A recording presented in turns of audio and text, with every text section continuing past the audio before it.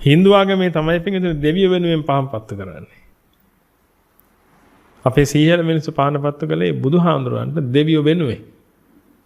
ඒක නිකන් හරියට පින්වතුනි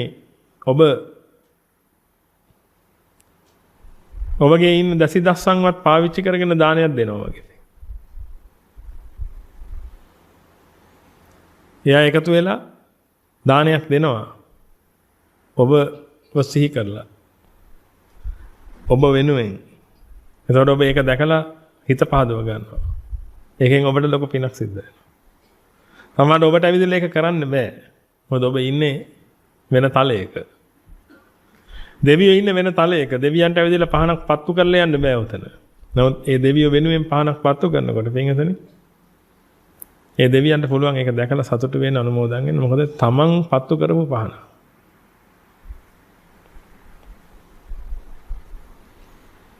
අන්න එහෙම කරද්දී පින්වතුනි මේ දෙවියන්ගේ ලොකු ආශිර්වාදයක් ලැබෙනවා අර මනුස්සයාට. මං වෙනුවෙන් මට පින් කරගන්න මට අනුමෝදන් වෙන්න. මට දිව්‍ය යසස්සිය ලැබෙන්න. දැන් ඔබ නිකන් හිතන්න පින්වතුනි. ඔබ දෙවියන්ට පළතුරු වට්ටියක් තිබ්බහම දෙවියන්ට මොන විමානෙද පහළ වෙන්නේ? ඔබ දෙවියන්ට මල් මාලයක් දානවා. පහනක් පත්තු කරනවා. දැන් දෙවියන්ට පහළ වෙන විමානය මොන જાති එකක්ද? රත්තරන්ද රිදීද මොනවාද?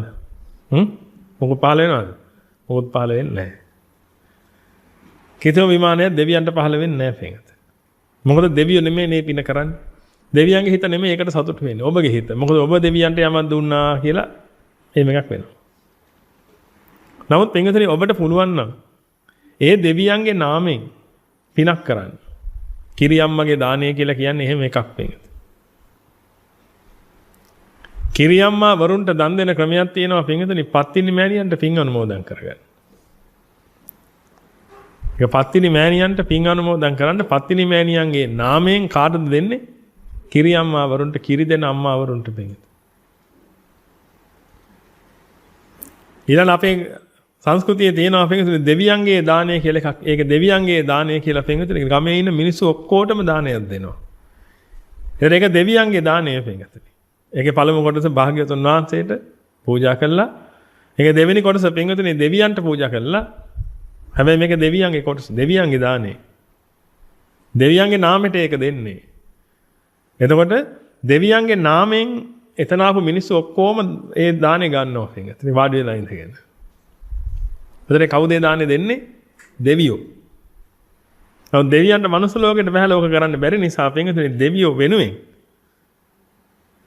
ඒක අනිත් අය කරනවා පින්වතුනි දෙවියන්ට කරන තුටු පඳුරක් විදිහට. අපේ කුඹුර ආරක්ෂා කරලා දුන්නා. අපේ දරුමල්ලෝ ආරක්ෂා කරලා දුන්නා. අපේ ගම්දනව් ආරක්ෂා කරලා දුන්නා. අමනුස්ස බලවේග වලින් අපිව බේරගත්තා. එහෙම කරපු ඔබ වහන්සේලාට ලැබෙන්න ඕනේ මහ යහපතක් තියෙනවා. මේ පූජා වට්ටිය කාලේ ඉන්නකො එහෙනම් ඔක්කොටම එහෙම එකක් නෙමෙයි පින්වතුනි කලේ. ඔබ හිතලා බලන්න මේ සීහල මිනිස්සු මොනතරම් දාර්ශනිකද කියලා. පුදුම දාර්ශනික මිනිස්සු පින්වතුනි. හිතා ගන්න බෑ. මේ මිනිස්සුන්ගේ තිබිච්ච ස්වභාවය. දෙයියන්ගේ දානය කියන එක එහෙමයි හැදිලා තියෙන්නේ පින්වතුනි. මිනිස්සු හිතාගෙන ඉන්නේ දෙයියන්ගේ දානය කියන්නේ මිනිස්සු දෙයියන්ට කන්න ටිකක් දෙන එකට කියලා. දෙවියන්ට පූජාවක් කරනවා. එතකොට මේ දෙවියන්ට පූජාවක් කරන්න පින්වතුනි අපි හිතමු විෂ්ණු දෙවියෝ වෙනුවෙන් කරනවා කතරගම දෙවියෝ වෙනුවෙන් කරනවා කියලා. ඒ විෂ්ණු කතරගම කියන මහ දෙවියන්ට නෙමෙයි මේ පූජාව කරන්නේ.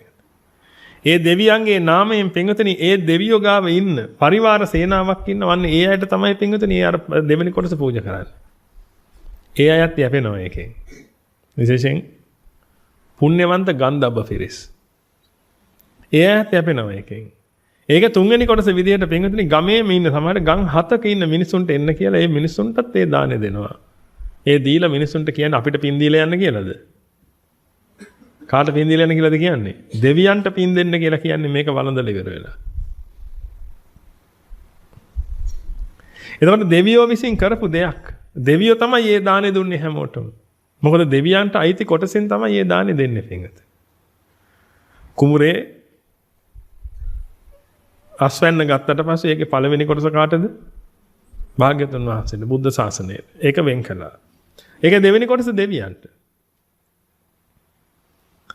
අන්නේ කොටස තමයි වෙන් කරගත්තේ.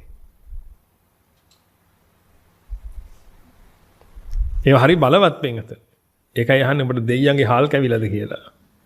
දෙයියන්ගේ හාල් කාලා දුස්සීලව ඉන්නවා කියන එක ලේසි වැඩක් නෙමෙයි. ඉස්සර කපු මහත්තයෙක් කියලා කියන්නේ සාමාන්‍යයෙන් ස්වාමින් වහන්සේ නමකගේ මට්ටමේ සීලයක් රැකපු කෙනෙක් වෙන්ගත. දැන් කපු මහතුරුත් එහෙම ඇති කියලා අපි හිතාගමු. නමුත් සාමාන්‍යයෙන් අපි අහලා තියෙන විදිහට පත්තිනි කපු මහත්තයෙක් කියලා කියන්නේ ඒ වගේ සීලයක් රැකගෙන ඉන්න ඕනේ නැත්නම් අර ඒ දෙවියොත් එක්ක සම්බන්ධ වෙන්න බෑ. මොකද ඒ දෙවියන්ගේ ස්වභාවය වෙනස් එතකොට. හරි දාර්ශනිකයි ඒ අපේ මිනිස්සුන්ගේ තිබිච්ච දේවල්. එතකොට පින්වතුනි මේ දෙවියන්ගේ දානේ පළමු කොටස භාග්‍යවතුන් වහන්සේට පූජා කරනවා. ඒක ගන්න එතකොට අර කුඹුරේ තියෙන අග්‍රශස්සේ දාණය. ඒවත් හැම කෙනාගේම කුඹුරෙන් කොටසක් එකතු. ගමම එකතු වෙලානේ ඔය දානේ දෙන්නේ. කිරියම්මගේ දානේ දෙවියන්ගේ දානේ දෙනවා. හැමෝගෙම අග්‍ර කොටස වෙන් කරගත්තා. ඒක භාග්‍යවතුන් වහන්සේට පූජා කරලා දෙවෙනි කොටස වෙන් කරගන්නවා හැමෝගෙම දෙවියන්ගේ කොටස. අන්නේ කොටස වෙන් කරගෙන තමයි ඔය දානේ දෙන්නේ. එතකොට මේ කොටස දැන් කාටද අයිති?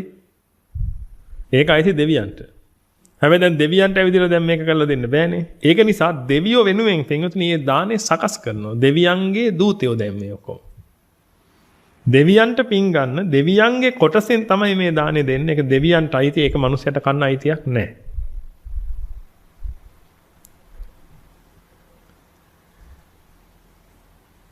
මුළු ගමම එකතු වෙලා පින්වතුනි දානේ සකස් කරලා පළමු කොටස භාග්‍යවතුන් වහන්සේට පූජා කරලා දෙවෙනි කොටස පින්වතුනි මේ දෙවියන් නමින් මිනිස්සුන්ට උදව් උපකාර කරන ඥාති කොට්ටාසයක් වෙනවා.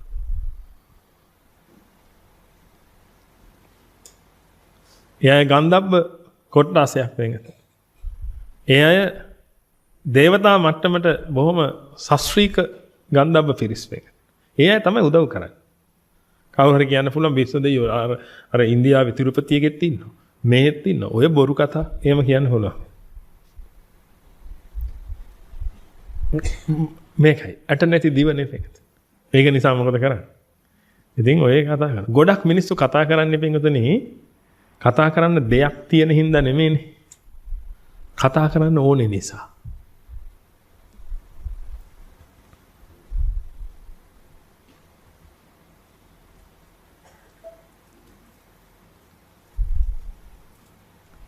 බුද්ධිමත් මිනිස්සු කතා කරන්නේ පින්වතුනි මේ මිනිස්සුන්ට දෙයක් තියෙනවා කියන්න. අනික් මිනිස්සුන්ට දෙයක් කියන්න ඕනේ මොකක් හරි.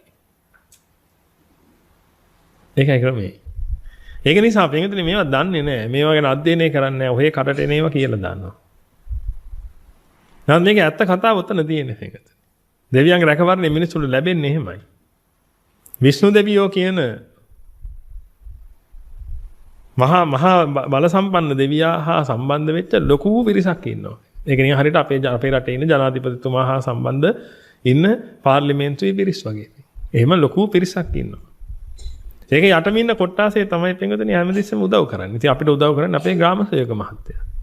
ප්‍රාදේශ සභාවේ සභාපතිතුමා. ඇතුළු ඒ ඉන්න පිරිස්. හැබැයි ඕඩර් එක එන්නේ කොහෙන්ද?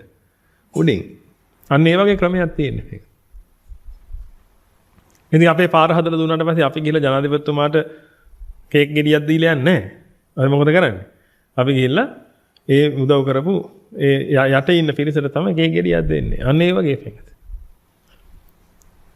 එතන අර දෙවියන්ගේ නාමයෙන් ඒ දෙවියන්ගේ වරන් අරගෙන උදව් උපකාර කරන ඒ අපේ ඥාතිවරුන්ට වෙනතනේ දේවතා මට්ටමේ ඉන්න ඥාතිවරුන්ට අර පූජාව කරනවා. ඒකත් පූජාවක්. කාගෙන්ද කරන්නේ? දෙවියන්ගේ කොටසෙන්. එතකොට ඒකේ පින කාටද අයිති? දෙවියන්ට. ඊට කලින් බුදුහාමුදුරන්ට පූජාව කළා දෙවියන්ගේ කොටසෙන්. එතකොට ඒක කාටද අයිති? එතකොට ආයිත් දෙවියන්ට අයිති. මොකද දෙවියන්ගේ කොටසින් පූජාව කළේ එන ඒ පින දෙවියන්ට අයිති. ඊළඟට මුළු ගමම එකතු කරලා පින්වතුනි ගමේම ඉන්න මිනිස්සුන්ට බත් කන්න දෙනවා.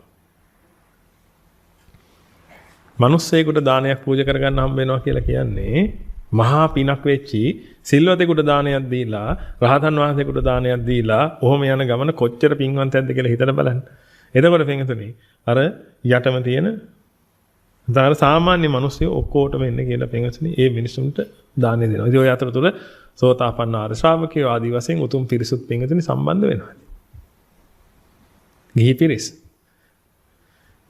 එතන ඒ පිරිස් ඔක්කොම සම්බන්ධ වෙලා සාමාන්‍ය ක්‍රමයක් තියෙනවා. පින්වතුනි ඇත්තටම බුද්ධ පූජාව තිබ්බට පස්සේ සාමාන්‍යයෙන් පන්සලට දානයක ගිහින් දෙනවා. දානයක ගිහිල්ලා පූජා කරනවා පන්සලට. පින්වතුනි ඒක බුදුන් එක්කම පිදෙන තැන තමයි සංඝයා.